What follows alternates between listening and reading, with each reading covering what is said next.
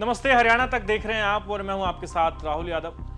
दोस्तों, आज की वीडियो में हम बात करेंगे हरियाणा में जो क्राइम की दुनिया है उसको लेकर, हरियाणा की जो गैंग्स हैं उनको लेकर, उनके जो पार्टनर्स हैं पंजाब में, दिल्ली में। तो इस पूरे नेटवर्क पर आज बात होगी क्योंकि क्राइम की दुनिया से कई बड़ी खबरें पिछले 2 दिन में हमें देखने को मिली है और इस पर जाऊंगा। लेकिन 17 जून का दिन वो याद करिए जब मुख्यमंत्री नायब सैनी ने, जब चारों तरफ से प्रेशर पड़ रहा था सरकार पर कि हरियाणा में लगातार फायरिंग की घटनाएं हो रही हैं, शराब कारोबारियों को निशाना बनाया जा रहा है, धमकाया जा रहा है, रंगदारी मांगी जा रही है, सरकार का इस पर कोई लगाम क्यों नहीं है।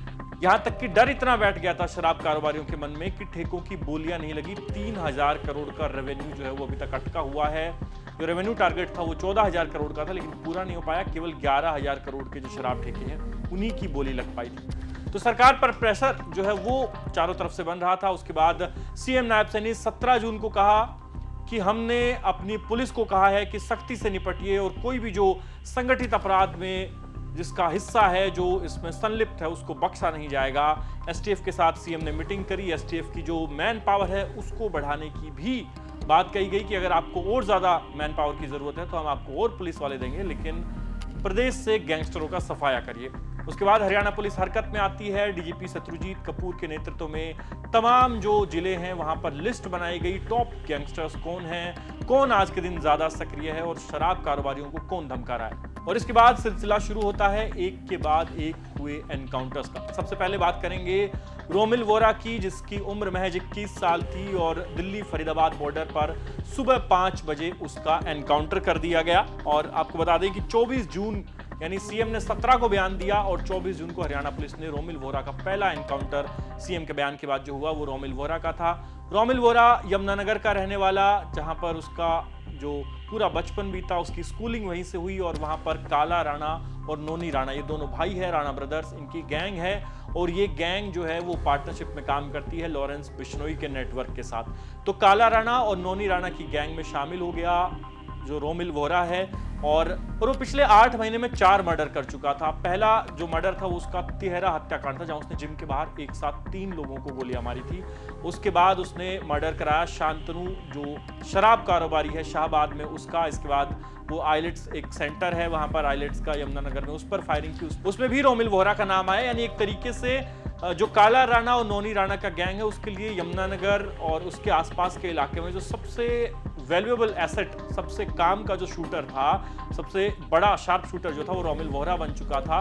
और उसको हरियाणा पुलिस और दिल्ली पुलिस ने एक संयुक्त ऑपरेशन में मार गिराया। 24 जून को सुबह सुबह उसका एनकाउंटर किया गया। तस्वीरें आप देखिए, उसकी माँ की तस्वीरें आई हैं, उसके परिवार की तस्वीरें आई हैं। आपको बता दें कि उसके माता पिता भी जेल में थे। पिता जो है रोमिल वोरा के, उस पर भी अवैध शराब के कारोबार में वो संलिप्त हैं, इसलिए उनको जेल हुई है। माँ भी पिता का साथ देती थी तो माँ को भी जेल हो गई। यानी एक तरीके से फैमिली बैकग्राउंड भी रोमिल वोरा का कुछ ज्यादा अच्छा नहीं था। लेकिन जब रोमिल वोरा की माँ उसके अंतिम संस्कार में शामिल हुई, फरीदाबाद से एनकाउंटर के बाद जब उसकी बॉडी को हरियाणा पुलिस यमुनानगर लेकर गई जहां पर उसका अंतिम संस्कार हुआ, तो उसकी माँ आई और माँ रोने लगी। पूरा परिवार आप तस्वीरों में देख सकते हैं लगभग बेसुध नजर आ रहा है। रोते हुए माँ ने कहा कि किसी का बेटा गैंगस्टर ना बने, मेरा इकलौता बेटा था और मैं कहती हूँ कि किसी के भी बच्चे को इस गैंग वॉर की दुनिया में नहीं आना चाहिए। कहानी आगे बताऊंगा, मगर उससे पहले एक बार रोमिल वोरा की माँ को सुन लेते हैं। उसके बाद नहीं आया। हमने तो बड़े सपने सोचे हुए थे, इसकी शादी होगी, इसके बच्चे खिलाएंगे, इसके बच्चे हम पालेंगे। हमने तो बड़ा कुछ सोचा था। कोई भी बच्चा ना गैंगस्टर बने, कोई गैंग लाइफ में ना जाए, माँ प्यो के बारे में सोचे, माँ बाप के दिल पे क्या बीतती है बस।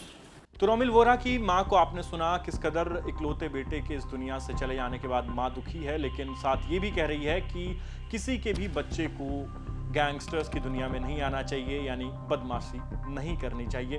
रोमिल वोरा भले ही अपने आप को खूंखार शार्प शूटर समझता था, लेकिन उसकी माँ के आंसू बता रहे हैं कि उसके परिवार को कितना गम है जब आज वो इस दुनिया से चला गया है। इसके बाद रोमिल वोरा का एनकाउंटर हुआ और भी कई एनकाउंटर्स की एक जो न्यूज है वो सामने आने लगी। इसी दिन 24 जून को सोनीपत से खबर आई, यहाँ पर भी 4 बदमाशों को पकड़ा गया। एक के पैर में गोली मारी गई, यानी कि दूसरा एनकाउंटर था। और 24 जून के बाद 25 जून यानी अगले ही दिन खबर आई गुड़गांव से, जहां पर तीसरा एनकाउंटर किया गया। कौशल जोनियावाज जो बदमाश है उसको अरेस्ट किया गया, उसके भी पैर में गोली मारी गई। उसके बाद 26 जून को पलवल में एनकाउंटर किया गया। ये अलावलपुर गांव में मोहित नाम के एक शख्स का मर्डर हुआ था और इसमें 2 लोगों को जो पलवल की पुलिस है उसने एनकाउंटर के बाद अरेस्ट किया। इन दोनों के भी पैर में गोली मारी गई। यानी कि 17 जून को सीएम का बयान देना कि हम अब अच्छे से निपटेंगे, एसटीएफ को आदेश दे दिया गया है। और उससे 26 जून तक आप देखेंगे कि 4 एनकाउंटर्स हरियाणा में अभी तक देखने को मिले हैं, जिसमें रोमिल वोहरा जो है सबसे पहले शुरुआत वहां से हुई थी, उसकी मौत हो चुकी है एनकाउंटर में। बाकी जो तमाम बदमाश हैं वो घायल हैं, किसी के पैर में गोली लगी है और उनको अस्पताल में भर्ती कराया गया है। अभी एक मैसेजिंग थी हरियाणा पुलिस की कि अगर आप हरियाणा में अपराधी बाज नहीं आए, हरियाणा से बाहर नहीं गए या फिर वारदातों को अंजाम देना बंद नहीं किया तो आपसे इसी तरह से निपटा जाएगा। लेकिन हरियाणा पुलिस की ये मैसेजिंग धराशायी हो गई। क्यों? वो इसलिए कि 26 जून को बीता दिन कुरुक्षेत्र का शाहबाद एक इलाका है, वहां पर अंधाधुंध फायरिंग की गई। अमन ढाबा नाम का एक ढाबा है वहां पर नेशनल हाईवे पर, जिस पर सुबह करीबन 5:30 बजे 2 नकाबपोश बदमाश आते हैं और अंधाधुंध फायरिंग करते हैं। करीबन 6 मिनट तक फायरिंग की गई। 2 अलग अलग इंटरवल में ये फायरिंग हुई है। 21 गोलियां चलाई गई है इस ढाबे पर। यानी आप सोचिए कि एनकाउंटर्स हो रहे हैं, मुख्यमंत्री कह रहे हैं कि बक्सेंगे नहीं, लेकिन बावजूद इसके बदमाशों में खौफ नहीं है। 1 हफ्ते के अंदर ही दूसरी वारदात, यानी कि 17 को सीएम ने बयान दिया, 26 जून को शाहबाद में होटल पर फायरिंग की गई है। कौशल चौधरी नाम की पर्ची फेंकी गई है, स्पेन का उस पर नंबर लिखा है, रंगदारी मांगी गई है जो होटल के मालिक है उनसे। और यह साफ दिखाता है कि हरियाणा में जो कोशिश हरियाणा पुलिस कर रही है उससे उसका उतना असर दिखाई नहीं दे रहा है जितना दिखाई देना चाहिए था। तो कौशल चौधरी गैंग जो है वो हरियाणा में अब एक्टिव है, यानी कि बहुत लंबे समय से एक्टिव है। लेकिन जो शाहबाद की घटना है, अमन ढाबे पर फायरिंग की, उसको कौशल चौधरी गैंग ने अंजाम दिया है। और आपको बता दें कि इसी शाहबाद में ठीक 13 दिन पहले शराब कारोबारी शांतनु का मर्डर हुआ था। आपने हरियाणा तक पर खबर भी देखी थी।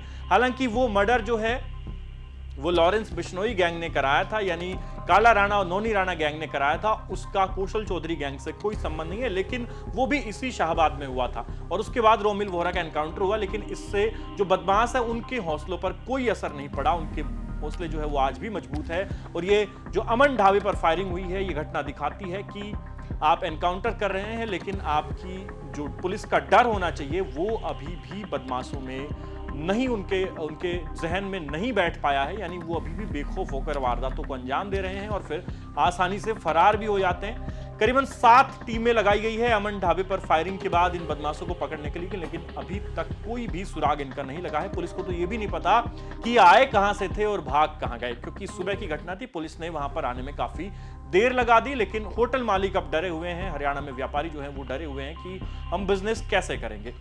इन एनकाउंटर्स और फायरिंग के अलावा 2 घटनाएं और हुई हैं जो हरियाणा से बाहर हुई हैं। पहली घटना का जिक्र करूंगा पंजाब में, जहां गैंगस्टर जग्गू भगवानपुरिया की मां का मर्डर किया गया है, उसके साथ ही करणवीर का भी मर्डर किया गया है। इसकी जिम्मेदारी भी कौशल चौधरी गैंग ने ली है।